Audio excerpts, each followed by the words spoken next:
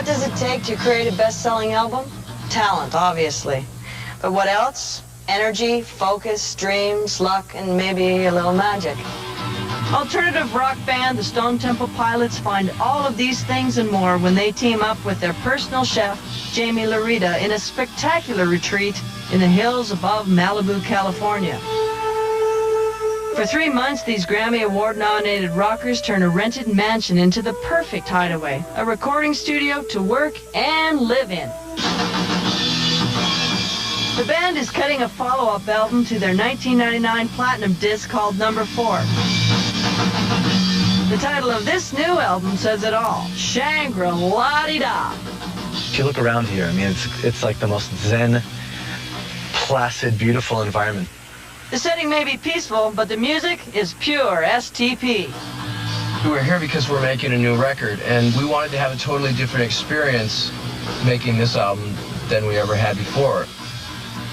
We came up to this house to have this communal sort of living and all be together, which feels to me is going to be a very important musical contribution from Stone Temple Pilots. They were asking me to come. They were going to be doing this recording in Malibu, and there's going to be mountains and oceans and horses and this and that, you know, but I also knew it was going to be a lot of work. The record is supposed to be something that's enjoyable, and up here it really is. It's such a different atmosphere than being in a studio. We're all living here sort of communally, like an old hippie commune in a sense, and you know, with our families, our wives, and all of our friends who we've had working for us for a long time. And Jaime is the newest member of our team, our family. Jaime is a culinary school-trained chef and a cookbook author who's made a career out of tour catering. He's known in the business for meeting the precise nutritional needs of the hard-working bands who hire him. We met him on the road last summer when he was working for the Red Hot Chili Peppers, and when they were on stage, we would run into his kitchen and steal some of the food, and we kind of got hooked on it. You start getting to a point where you're playing the same songs, and crowd's a crowd, and I have to be honest, I was really looking forward to the food. I think as I grew up, I never really thought of food as fuel. I just knew I liked the way it tasted. So I think the challenge is to find somebody who's just as passionate about creating food, which is their art, like we are about creating our music. I'm very passionate about what I do for them. What's incredible is not only the camaraderie, but the collision of our art forms. You know, the passion of cooking and the passion of music making is one and the same. Jaime Laurita, he brings a lot to our little world here.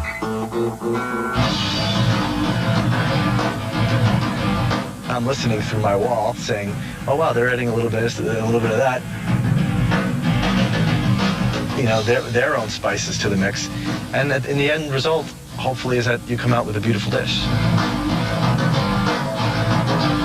It really is just music. You know, it's just music, but we're having a great time doing it, and life's not so bad up on the hill. While the band is jamming away in what is fondly known as the Loud Room, Jaime heads down the hill to the Pacific Coast Highway and the Malibu Seafood Market. He's planning an intimate dinner party for the band and their wives to get the recording of Shangri-La Dee off to a great start. Hey Mark, these lobsters are great. You know what I'm looking for? I'm looking for a couple of lobsters, maybe like between 1.5 and 2 pounds. Okay. Anything like that? Go with the westerns today. Okay. And something about Wow. 2.25. Tell female by the 3 toes on the back legs. They have a shorter carapace and actually a larger tail, so it's really a meatier lobster than a male. Tonight's a special evening here. I've set a kind of an Indian and Moroccan vibe. Beautiful candles and flowers, and so I'm doing lobster curry, and I brought some beautiful red snapper. I'm making a soup tonight, this beet soup, and it's made solely by, you know, boiling whole beets, cranberry juice, whole pieces of ginger, and some onions, and then you puree it. I'm gonna do the beautiful little banana and ginger creme brulee, low fat, of course. It's funny because I'm 34 now, and I find that I went through my 20s, like everyone probably does, just trying to see how badly I can mess my body up.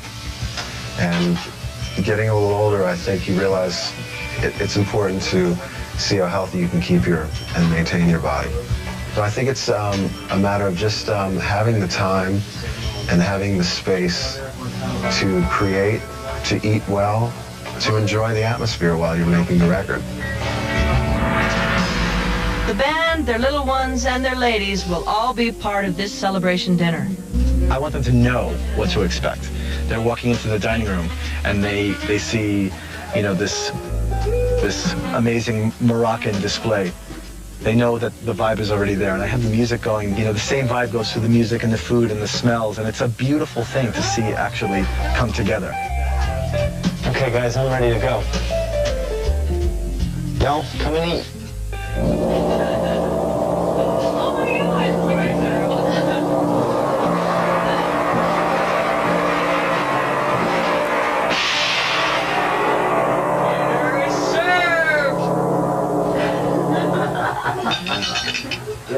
Wow. What kind of soup you got there, James? It's ginger and beet soup. I remember this when we were on tour. Mm-hmm. Good health and good friends. Salud. Here's to Laurita. Stone Temple Pilots have made it a pleasure to do this every night, and it's an amazing experience. And like, if I never thank you enough, let it be known that every night I do this from the heart, and it's an amazing experience. You know it, man. We're gonna miss Jamie a lot. We'll miss him dearly when this thing comes to an eye. But it's such a cliche saying, you are what you eat, but it really changes the way you feel, your energy level, your mind. He's changed my life.